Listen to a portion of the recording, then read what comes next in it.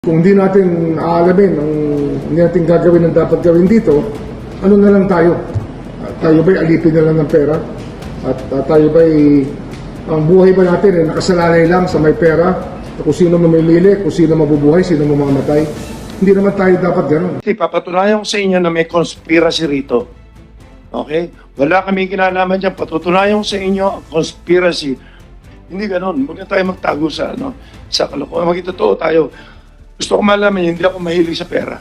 2 days, may mga na-recover uli na mga panibago pong mga possible human remains at again, it will be subjected doon sa test to determine whether or not itong mga kuha lately for the last 2 days na mga buto ay galing po sa tao na ito at ganun din ang gagawin nating proseso ay i-cross-match sila doon sa mga kaanak na mga missing sabungero na nagbigay ng kanilang DNA profile.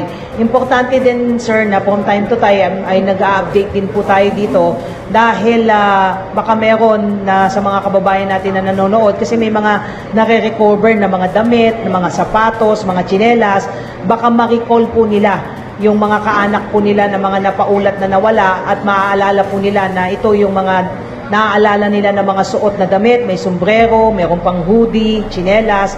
So makipag-ugnayan po sila sa pinakamalapit po na police station para maipakita po itong ibang mga nakita po na mga na-recover na maaaring suot nitong mga na-recover po na bangkay at ito na nga mga buto po nila yung na-recover natin. So importante po yun na makipag-ugnayan sila kasi hindi natin inaalis yung posibilidad na maaaring maliban dito sa posible na mga remains ng missing sabungero ay maaari din. Kung maalala nyo, may maraming nag-report na nawawala ang kanilang mga kaanak. So importante din na makipag-ugnayan po sila sa atin para ma-identify po nila kasi kung ako naman yung isang kaanak, kapatid ko, asawa ko, kapatid ko na familiar sa akin itong kasuotan na ito at nawawala ay pwede po silang magbigay voluntarily ng kanilang DNA para ma-cross-match po. Meron naman po sila ma'am na DNA profile na pwede po natin i-cross-match po doon sa mga posible po na mga nahukay, especially yung nakita po doon sa sementeryo at intayin po natin ma'am itong mga bagong na-recover at kung ang pamilya naman po ang magre-request na kung po pwedeng gamitin yung kanilang DNA profile, then the PNP will respond po dun sa request po nila.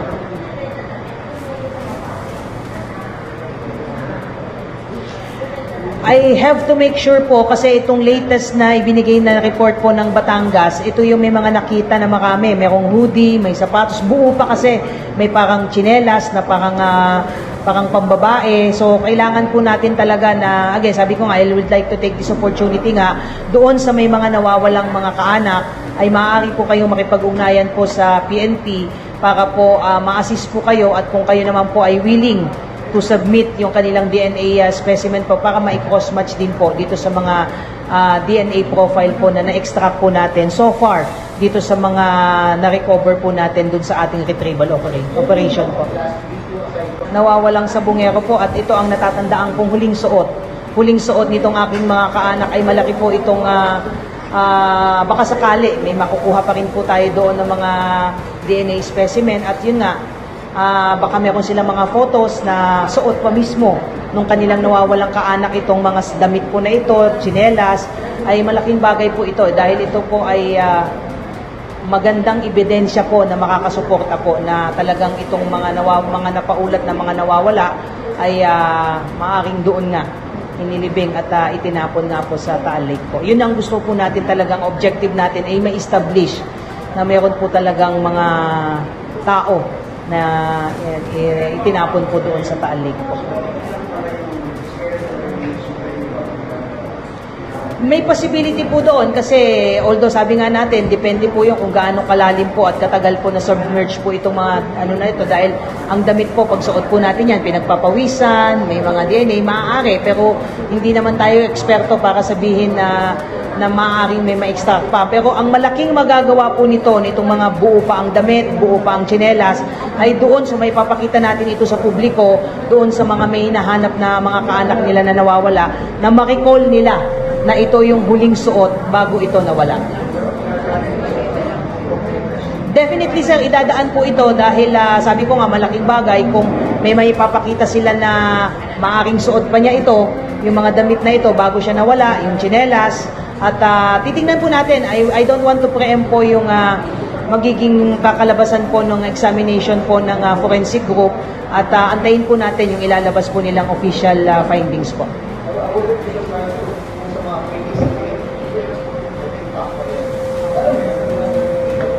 Makikita naman natin sir yun doon sa kondisyon ng mga nakuha kung baka yung ating mga eksperto might somehow determine yung mga possible time na nakasubmerge siya depending dun sa kasi buo pa yung damit eh. 'Di ba? Ito ba ay latest lang? Ito ba ay matagal lang? Ang damit ba na ganung kakapal ay how long will it take para talagang matunaw siya? Ang damit naman hindi naman talaga natutunaw 'yan ng ganong kabilis. So, sabi ko nga, itong mga latest na nakukuha na may mga damit pa, sa tingin na to our mind, sa atin ay malaki din maitutulang dito, not only sa possible presence ng DNA, but doon sa pagkakakilanlan ng posibleng nagmamay-ari ng mga butong na recover po. Thank you for having us tonight. You know, I was looking back at when exactly this started to come out, the issue again had resurfaced on the missing Sabungeros. Must have been sometime in June. So it's been almost 2 months that it's been hogging the headlines. And apart from that July 3 complaint that Mr. Atong Ang filed before the Mandaluyong City Prosecutor's Office against Julie Dondon Patidongan, and this alias Brown on extortion, etc. There was really no defense. No one spoke up. There was no spokesperson. There was no attorney really that we could find to speak on behalf of Mr. Atong Ang. Sir, why now? Well, I got to speak with Mr. Ang. We spoke at length on the various, what I call innuendos, being bandied about against him and his family. I spoke with his family and Mr. Ang. Maybe I recall that must have been 2 weeks ago, towards the end of June. Maybe towards the end of July, maybe? Not June. Yes, towards the end of July. I'm sorry. About 2 weeks ago, I said. We spoke to each other. I spoke to his family. They asked me if I'd be willing to render my services in his defense. And I said more than that. I said I believe in his innocence. And up to this time that I sit here, I will assert that Mr. Atong Ang is innocent of the charges being innuendoed and bandied about against him and his family. I find this to be a very cruel and unjust persecution of Mr. Ang and of his family. It's a very nice family. Are you a family friend, attorney? Are you a family friend? Have you worked with him in the past? Only? By 3 weeks ago, 2 or 3 weeks ago only. I met with Mr. Ang and his family because of the referral of a friend, who said, who actually requested me to get up from my retirement. I'm almost at retire. I've been always trying to retire since about a year and a half ago. I have not been successful, obviously, but after speaking to Mr. Ang, his family, I thought, yes, I'd take an exception. And as I said, tonight I assert, and as I always believed when I met him and his family, Mr. Ang, Pinky, is innocent of the charges that they're bandying about against him. Attorney, you only met him 2 weeks ago. What made you 2 or believe? 3 weeks ago. 2 to 3 weeks ago. What made you believe in his innocence? Well, he in front of his family told me the whole story. I asked them to tell me the story from the beginning, from the time that he was engaged in this industry from the time of his childhood. Actually, when we were having dinner, I had the chance to inquire into his childhood and how he grew up. And based on that, what I thought deep heartfelt conversation with him and his family, I thought, I was convinced then, and as I am convinced now, that he is innocent of these charges that are being bandied about because against him. I think this is a very cruel persecution of a man and a family who have suffered long and hard and have succeeded and have survived the long and arduous trial. And they are now being unjustly required to face another long and arduous. Okay.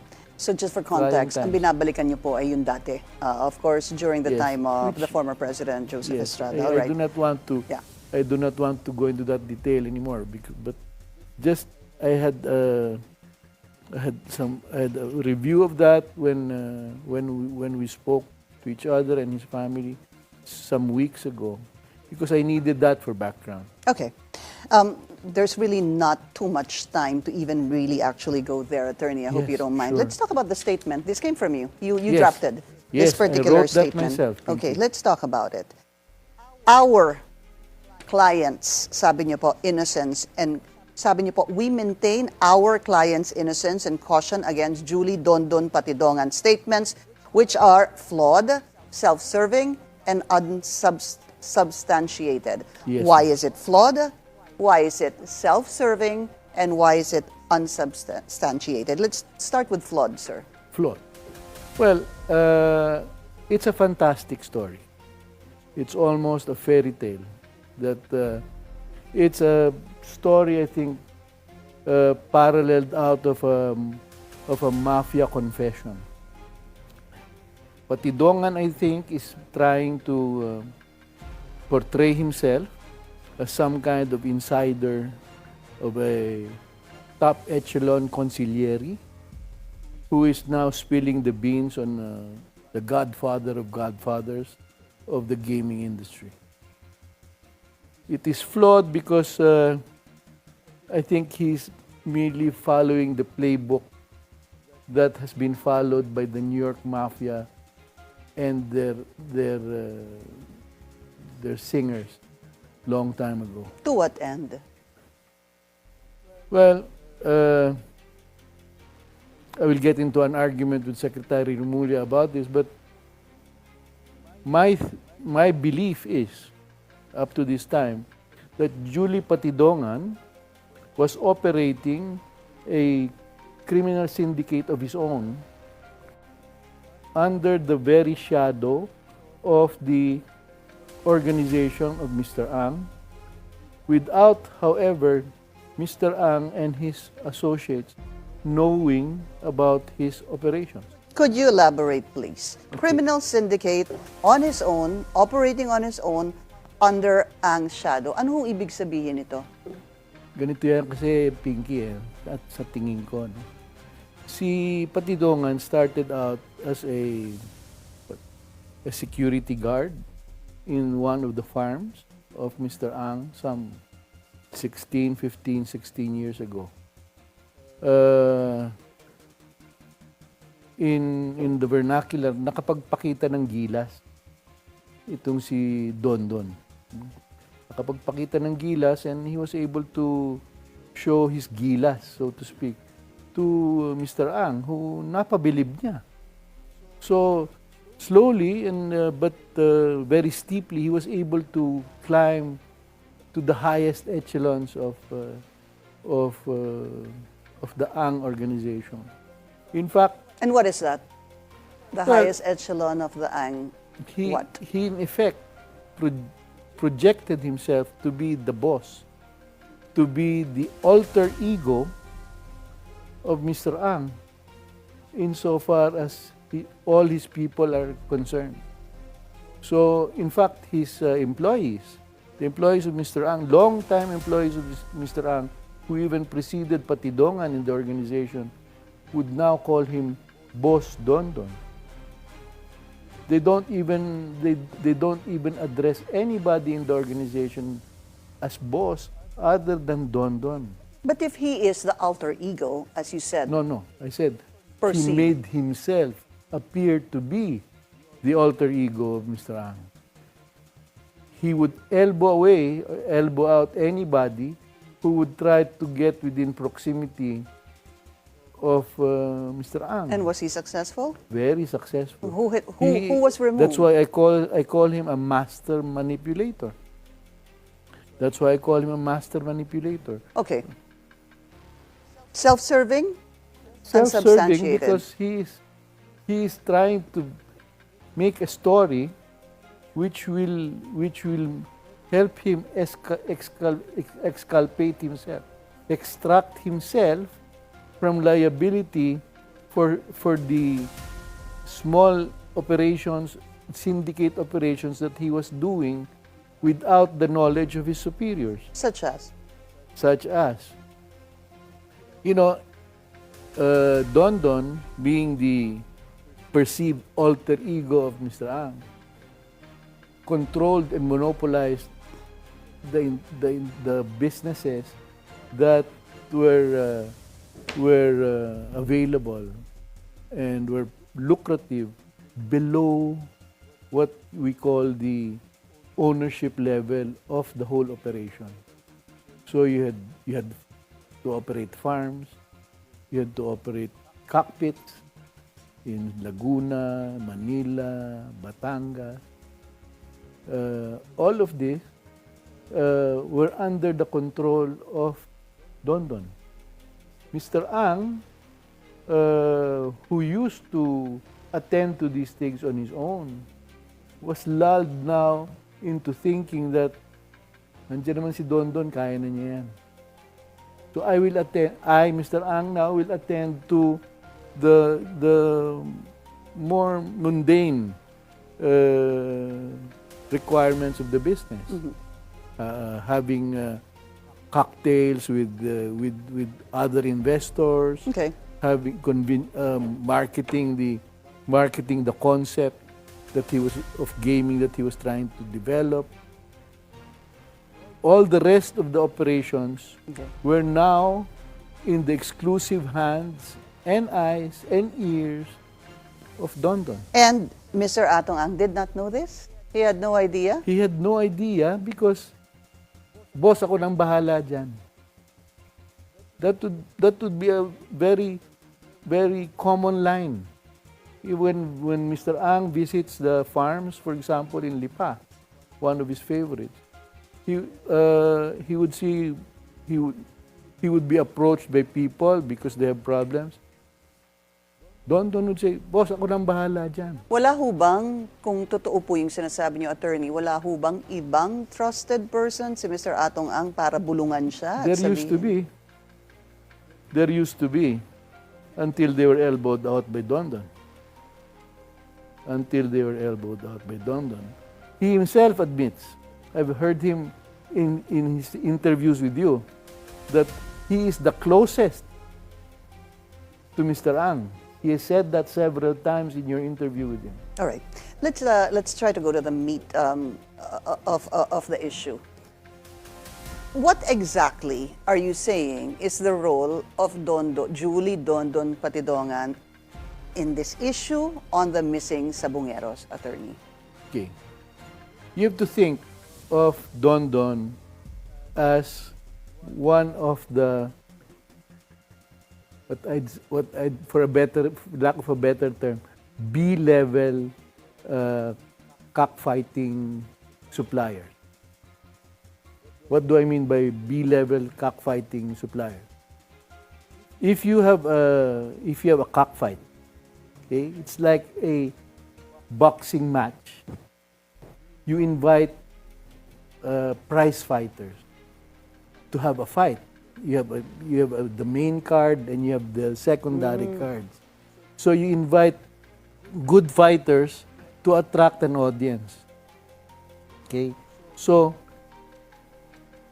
Mr. Ang organized the top grade, top level cockfighting suppliers. Kumbaga siya yung main Siya yung promoter. He promotes the fights. He promotes the fights so that you can see something on Isabong, so that you can hold a derby in a cockpit.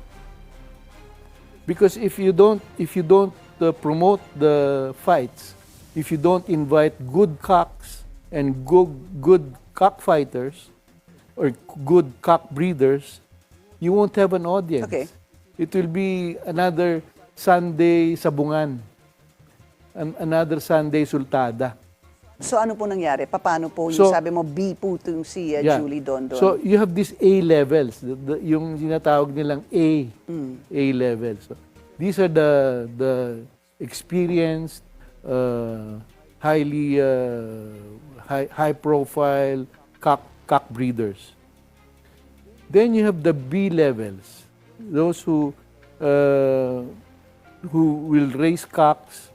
They're not as sophisticated as the A levels, but they have fighting cocks that they will breed, they will farm, and feed them also into the fight card, so that you have more than just a few sultadas, they call it, a few cockfights in a day.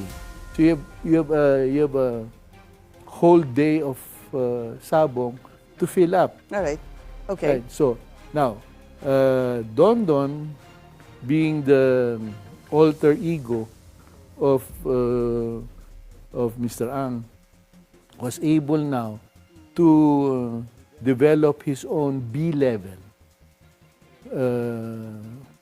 cocks and chickens. It is in that level that he would make the money. Why? Because he'd compete. His cocks would compete with whoever. Okay. And if he doesn't get his way at that level, he will intimidate the other entries and say, we will not admit you here next time if you don't come along with my operation. So if I want this set of people to lose, you have to make them lose. Attorney, what are you trying, ano hong ibig sabihin nito? Kung siya po ang nangunguna sa sinasabi niyong B level, ano pong sinasabi niyo? May dayaan? I'm not saying that he's nangunguna sa B level. He said he created this B level. No, Hindi ho no. ba? He joined that B level. It's the industry develops that.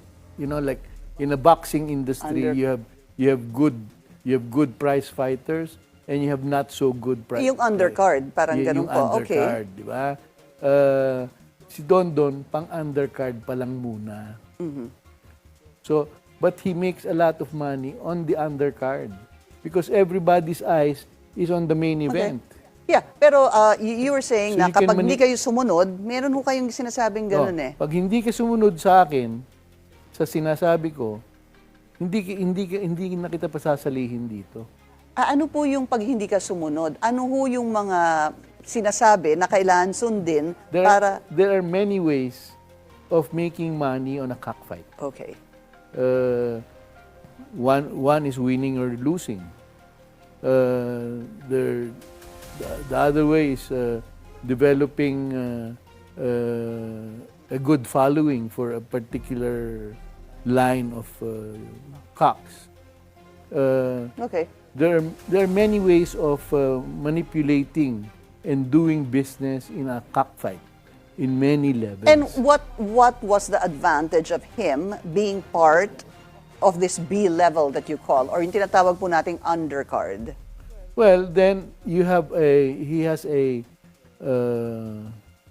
subworld of competitors whom he deals with. Some of them may rub him the wrong way. And if they rub him the wrong way and he wants them to to do or not to do certain things, and they don't heed his warning, he can get his way.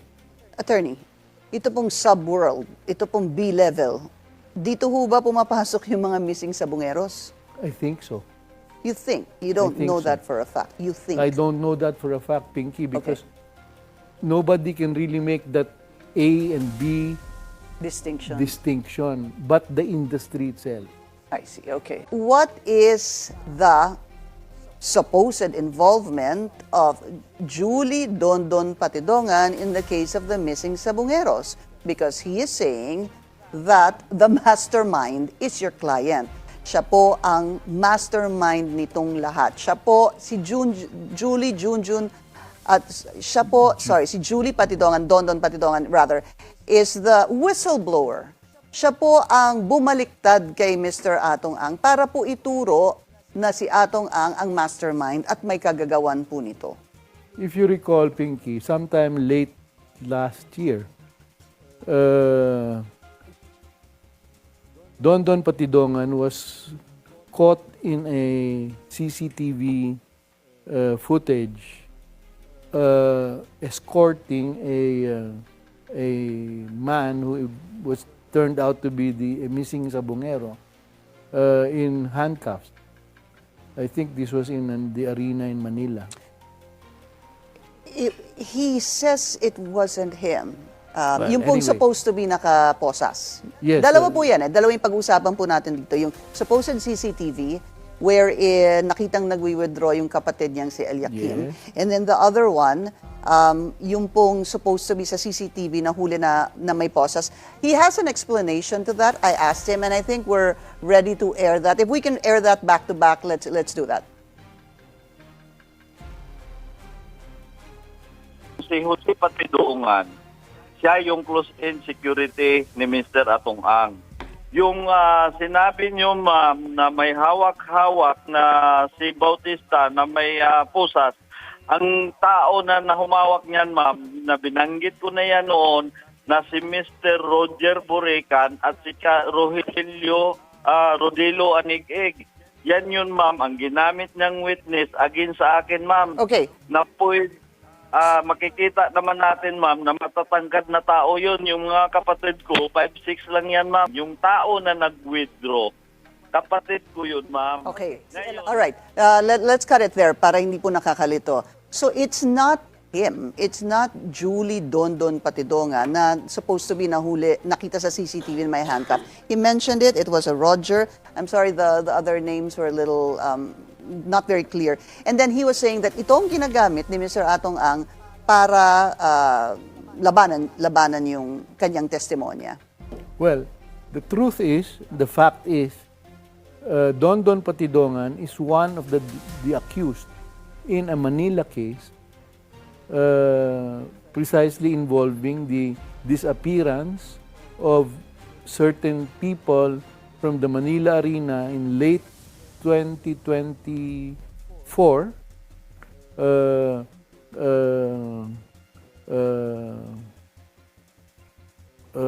which is being They were tried, out in bail. Opo. which They're is being being tried at tried the moment. Opo. in the RTC of Manila. Tama po, oo. When it is my belief and it is my position that when this thing popped out and he realized that his world was getting small, he now had to find a way of escaping liability. And what easiest way or what best way to escape liability than to point to your superior? But what I'm saying is that precisely is a fabrication that has to be exposed. And we intend to expose that fabrication, that falsity in the near future, given us an opportunity and given us the proper, fair forum. What would you say would be the biggest defense of Atong Ang? The biggest defense of Or Atong- strongest, rather? Well, it may sound philosophical, Pinky, but I believe in the truth. And I believe that the truth can set one free. And I believe in that truth of that Atong Ang is innocent. Who is responsible? Who is responsible for the missing Sabungeros, attorney? I would not want to make accusations out of place, but it would seem to me that the one responsible for the missing Sabungeros is Julie Patidongan and his cohorts. The cohorts are? Would I it can include? see Eliakim Patidongan, whose photo was captured in an ATM machine, withdrawing money from the ATM card of a missing Sabungero. I can see Jose Patidongan, who was who again is another brother, who I know by now is a convicted of robbery and is now serving his sentence in Muntinlupa. I know of several others being identified by several witnesses who went to the CIDG or were investigated by the CIDG under General Macapas, when General Macapas and his operatives were precisely investigating the involvement of the Patidongan brothers for their responsibility for the missing Sabungeros. What do you say to people who would probably or think that imposibleng hindi alam ng boss ang ginagawa nung tao niya? Madali hong sabihin na imposibleng hindi alam nung boss.